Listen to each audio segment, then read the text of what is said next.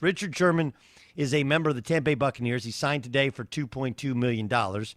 It's essentially a minimum deal. Here's Sherman making the announcement on his own podcast. Everything has been kind of wiry this offseason, but I finally, had enough conversations and came to a decision that I'm going to go play for the Tampa Bay Buccaneers.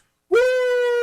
Woo! All the craziness and then all the hate and then all the tweets and then everybody's mad because I didn't go to their team. I'm sorry. I went with the best offer I had, the best opportunity to go out there and put some great tape on, to lead another group. I feel comfortable and confident in my abilities to go out there and execute and help that team win. This was an opportunity I couldn't pass up, and I weighed all the options with my wife and my family, and this is what we came up with. So I'm ready to strap them back up and go out there and show that these old legs still got some juice. This is Sherman when asked if Tom Brady reached out to him. He reached out initially, to check to see if I was in shape. He and I have had a relationship over the years, and he's a great guy. Very encouraging. Obviously, like you said, we had our history, but what happens on the field stays on the field, and off the field, I think we have a very solid relationship. And I think we both, thought it'd be really cool if we had an opportunity to play together at some point in time. Obviously with our situations, it didn't seem likely at any point in time, but he reached out and said they may express interest, and obviously he wanted to play with me. I think it's the other way around, but still, it's Tom Brady showing great leadership and going like, "Hey, what do we need?" There is an underlying issue, and again, I'll ask Daniel Jeremiah this because he's seen Sherman in person so many different times. I'll ask T.J. Ward this. I was under the impression that Sherman now is not nearly as much of a man-to-man guy as he used to be, and when he's been in man-to-man, that's when those old legs, as he said, have gotten exposed.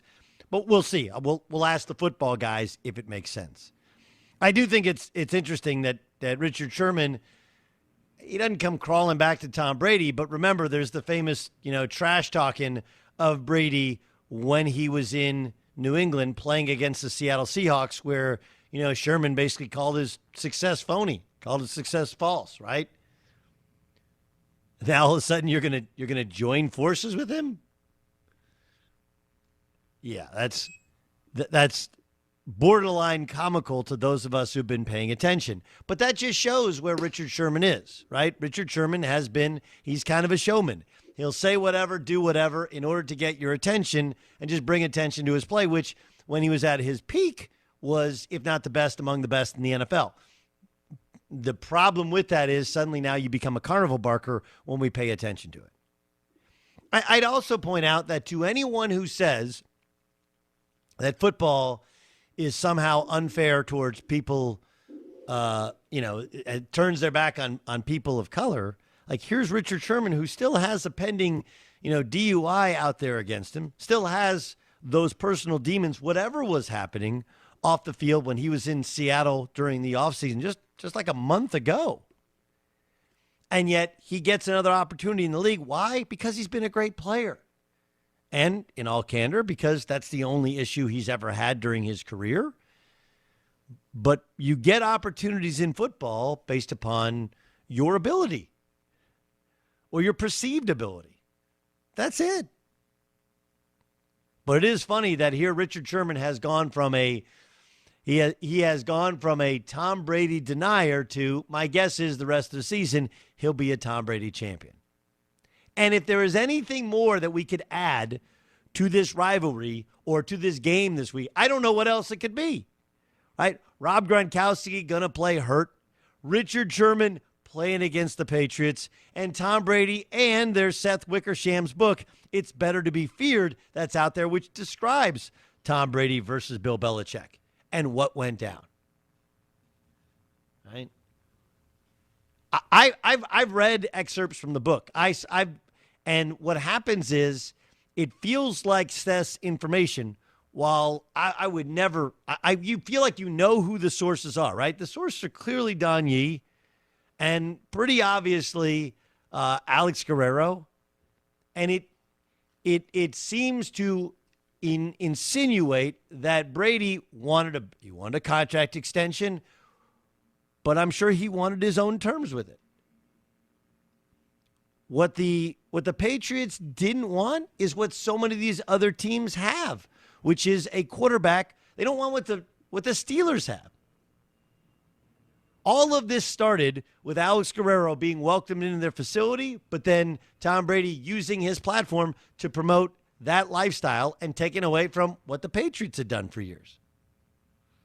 That's where it started. And then when Guerrero wore out his welcome, that departure started to trickle down of events. Oh, they don't respect you. They don't trust you. They don't think you can compete. No, they just don't want what the Steelers have. They don't want a guy who used to be a great player who's now a washed up bum. And we start making, it's almost like Benny Hill music watching Ben Roethlisberger play over this weekend. That's what everybody was afraid of. It's Manny Pacquiao retired last night. You could make the argument that in his prime, Manny Pacquiao, among the greatest of all time, but couldn't win a fight recently. Why? He's over the hill. He's over the hill. So I'm not defending how Belichick handled it, but that's how he's handled everything. And he uses years and years and years of football perspective to make his decision. And based upon his decision, he's sitting there going like, who plays quarterback well in their 40s? Yeah, the offense got bland. It got bland because they tried to build up the defense, the line, and the running game in order to protect you during this period of time, and they could never figure out the wide receivers. Yes, Tampa had way better weaponry. That's because they sucked for the better part of a decade.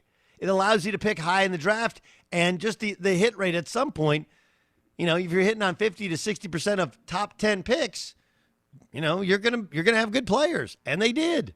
It's not just the top 10 pick in the first round; it's the top 10 pick in the second round, it's the top 10 pick in the third round. So you have the best of those associated draft grades. So, I understand that Brady was done with Belichick, and that Belichick still wanted Brady, but wanted him on his own terms. You can be reasonable and see both sides to it. That's what the radical center does. You're like, yeah, I'm actually not going to blame anybody. Well, Belichick's got to treat him differently. Why? For 20 years, he didn't treat anybody differently, and it worked. Belichick's got to give him some lump sum payment, huge contract extension into his 40s. Why? That had never worked before. And there were signs of arm fatigue. And I'm sure Belichick knows what the worst kept secret in the world is. Giselle doesn't want him playing football. All of these things would make you a little bit hesitant towards moving more of your salary cap into that of your quarterback, especially when you'd never done that throughout his career. He made $230 million. She's worth a couple $100 million. It's a respect thing, not a money thing. I don't know. I see this as,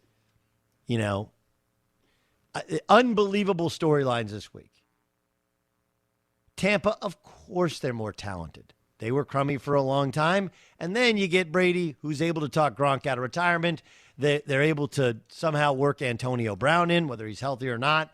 And now they can get Richard Sherman in. I will say that the issue they're going to run into is, man, they got a lot of big personalities.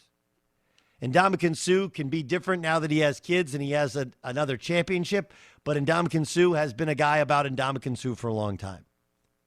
Antonio Brown has won a championship, and it worked last year. But the idea that it works in consecutive years and not being about him, that's risky. And now you bring in Richard Sherman. They have the double-edged sword of age, which sometimes leads to players not playing nearly up to whatever your perception of them is, and a ton of ego. I know it's what Tampa needs is help in their defensive backfield, but does it work with their scheme, and can he still play? And if he can't play, can Richard Sherman take it if he has a subsidiary role?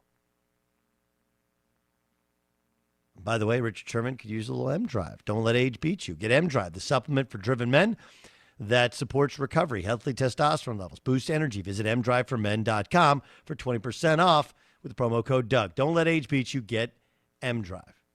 Look, there's some similarities there to the Lakers, right, where yes, you can concern yourself with some ego of Dwight Howard and Russell Westbrook and Anthony Davis and Trevor Ariza. The difference is that it's a smaller circle, and LeBron James has shown the ability to lead the Carmelo Anthonys in the past. We'll see.